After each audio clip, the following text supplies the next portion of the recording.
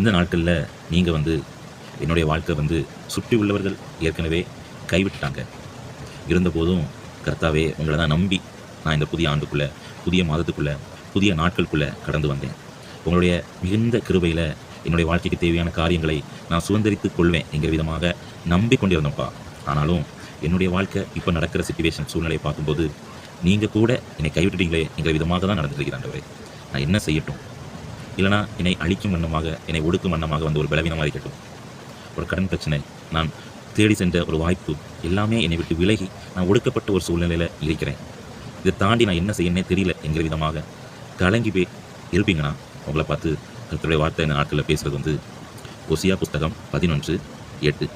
எப்ராயிமே, நான் உன்னை எப்படி கைவிடுவேன்? இஸ்ரவேலே, நான் உன்னை எப்படி ஒப்புக் கொடுப்பேன்?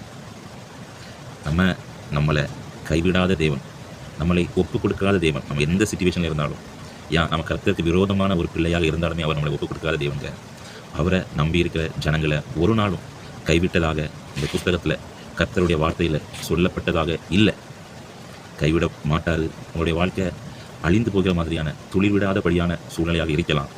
ஆனால் கர்த்தரை நீங்கள் இந்த கொஞ்சம் பலத்தில் குடிச்சிட்டு இருந்தாலும் ஒரு நாள் உண்டு, நீங்கள் மேன்மைப்படுகிற அந்த நாள். கைவிடப்பட்ட சூழ்நிலை இருந்தாலும் உங்களை தூக்கி எடுக்கிற அந்த நாள், ஒடுக்கப்பட்ட சூழ்நிலை இருந்தாலும் உங்களை தூக்கி நிறுத்துகிற ஒரு நாள் உண்டு. கொஞ்சம் பலன் இருந்தாலும் கர்த்தரை பிடித்துக் கொள்ளுங்க. கர்த்தருடைய பெரிதான கிருபையில் உங்களுடைய வாழ்க்கையில் வருகிற மாற்றங்களை வருகிற நாட்களில் காண்பீர்கள். God bless. ஆமென்.